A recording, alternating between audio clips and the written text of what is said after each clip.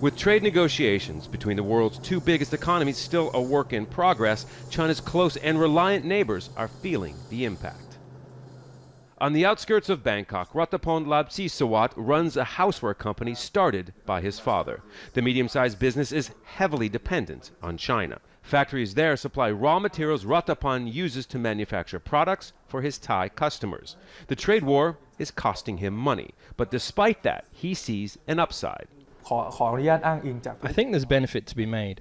China may have all the material that I need, but here we have skilled labor who know the art and craft. We can export our products without going through China or worry about the trade war. In one high-profile case, Thailand has actually won new business as a result of Chinese tariffs on U.S. goods. U.S. motorcycle giant Harley-Davidson announced that it's moving the manufacturing of its China-bound bikes from the U.S. to Thailand by the end of the year. This to avoid tariffs levied on imports of American vehicles.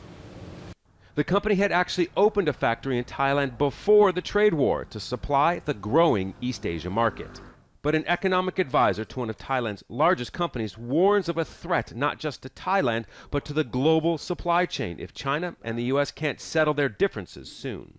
If trade war going to last longer, they're going to have the long-lasting changing of the direction of the supply chain, particularly for the big country like China.